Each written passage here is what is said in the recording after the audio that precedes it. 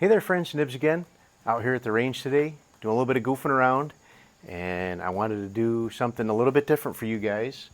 This is a head-to-head challenge, which isn't the thing that's different. You guys know I do a lot of these head-to-head challenges, but this one's going to be using some guns that maybe a lot of you guys have not seen on my channel before. I've definitely done videos on these in the years past, but been focusing on air guns and 22s a whole lot, so and I haven't had my centerfire rifles out to any great extent in the last few years. So but I have two guns here that are, so now these are period correct as far as design, the years that they were designed and released. One gun is much newer than the other one as far as actual production goes, but when these models were actually released and produced originally, these are two very contemporary designs. So the first one is open on both of these and checked and cleared and everything, but the first one I have here is an SKS. This SKS is a Norinco Chinese SKS. Best I can tell, I'll give you the other side too. Best I can tell from, this one does have the bayonet on it, the arsenal markings on this one, and other things that I found about it. That SKS was made in around 1963. And best I can tell from the actual arsenal marking on that one, the arsenal that one was made in, according to some documentation that I found, only was producing arms for the Chinese military. So there was actually plants in China that were producing SKSs for both the military and for civilian sale, and other ones that were doing just for civilian sale. But this one here was more than likely a production for the military. When I got that gun, it looked like it had not even been fired. So most of the Soviet bloc SKSs you find are usually beat to death, and a lot of the Chinese ones are also beat to death. This one, it still looks very nice. I mean, it's been in my possession and I've used it quite a bit, and it does have a little bit of wear on it now, but it still looks very good. So that one, best I can tell, is a 1963 production. The Russians started making those back in World War II though, and then the Chinese picked up on them in, I believe, 1956. Pretty busy day here at the range. Got a lot going on over at the other ranges and stuff. They haven't been fired in a while now, so maybe we won't hear anything in the background, but it has been a busy day. So the other one I have here is a very, very cool gun from the collection, and it is a Lee Enfield, and it's a number 5 Mark I, also known as the Jungle Carbine. And again, it is open and clear. There's the flash suppressors, flash hider that they come with. This one is really cool. So this one has a production date on it of 1946. So quite a bit older than but still, like I said, as far as design and production goes, they're very contemporary with each other. So actually both of these will hold 10. I'm only going to shoot 10 or 5 rounds out of each one of them. I don't know, maybe. So I did have a plate set up at 50 and at 100, but during my testing and doing a little bit of pre-filming shooting, I actually broke my plate that I had down at 100 yards. So we're going to just shoot at 50 yards here, and that'll have to be good enough. I was actually doing pretty good, and then So my plate that I put out at 100 yards, a 12-inch plate with little ears on it with bolts with chains, and one of my rounds hit right where the bolt goes on and sheared that ear right off it. So, I've had that SKS for, I don't know, probably going on 10 years now. So I've definitely had this Enfield a lot less time. I have had this for a number of years now, but definitely a lot less time than the SKS. Both of these will load from a stripper clip. You know what? I'm just going to load 10 rounds in each one of them and shoot 10 rounds because I lost count. I think that was like 7. That's maybe 8, 9. So can I get one more in there? Yep. All right. So that should be 10. So the challenge is to keep all of the bullets on the target at 50 yards. It should not be that big a deal, but these peep sights, this one has peep sights, that one has open sights. You guys know how I am with actual buckhorn sights, but this one, the ghost ring on the back here is about 1/4 of an inch, so it is a little bit tough to really get that sight picture in.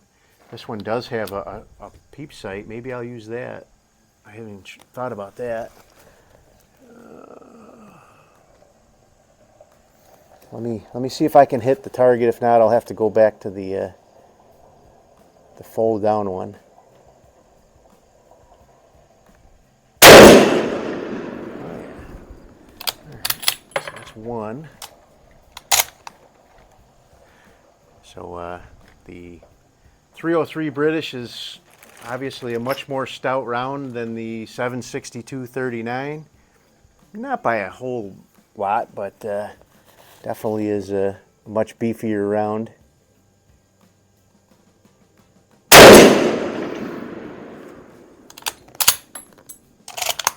That's 2.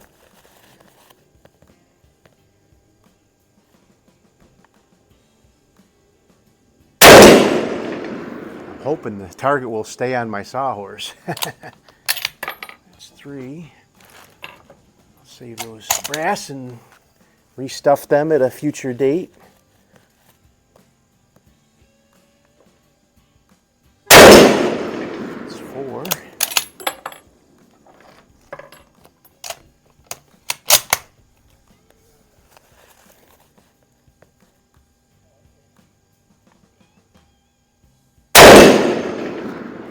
It's 5. So far, so good.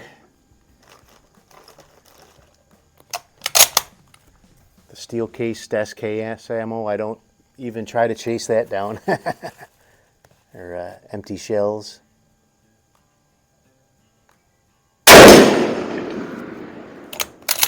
6.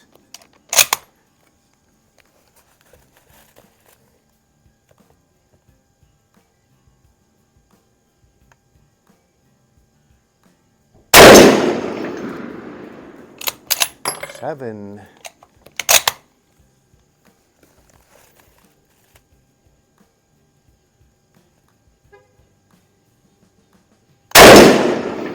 8.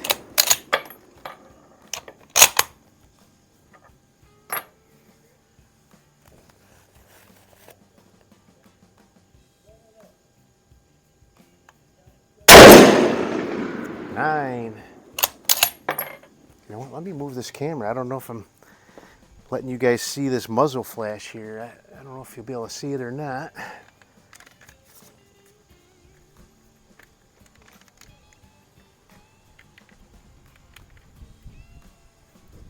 I definitely think you'll see it on the SKS. So,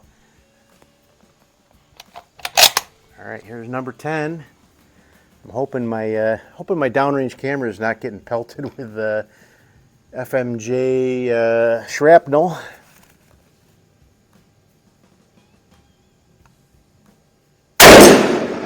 All right, 10 for 10. bad, not bad. Let me grab that piece of brass here before I forget about it. One piece of brass fell on the ground. All right, Jungle Carbine did good. Let's set that aside and all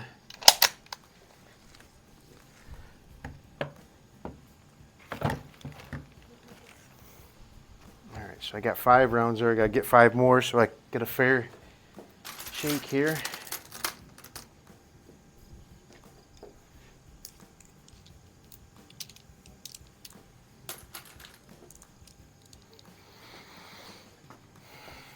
So those rounds I was shooting from the Jungle Carbine are my hand-loaded 303 British. I'm not going to tell you what I was using IMR powder. Can't tell you the grains. It is 150 grain Hornaday interlock bullet with a S&B long rifle primer. I can't tell you the COL on it because YouTube will demonetize me. I can't tell you the grains of powder I used because YouTube will demonetize me. All right, so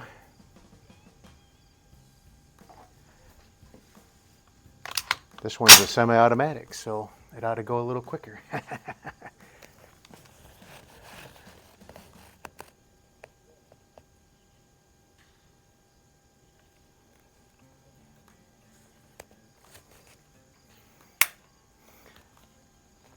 Young fellow was over here with his grandfather shooting a couple of modern guns, really nice guns, and I let him try out both of my old timers here. He let me shoot his 6.5 Creedmoor, so it was a fair exchange. But he put the safety on me when he finished up, which is fine.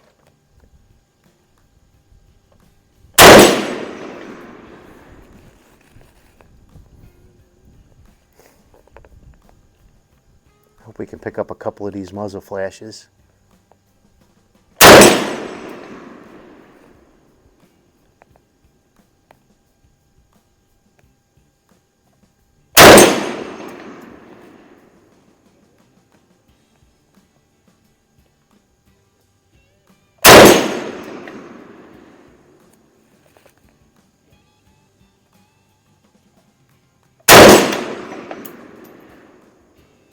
I've lost count. It's a good thing this thing has last round hold open.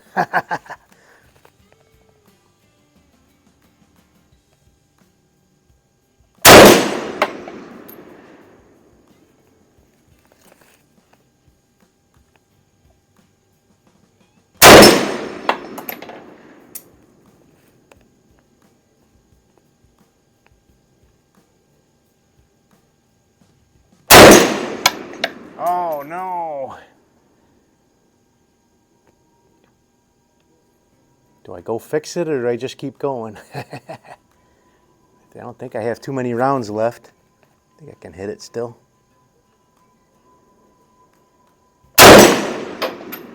Ooh, got at least one more. All right, let's let it settle down.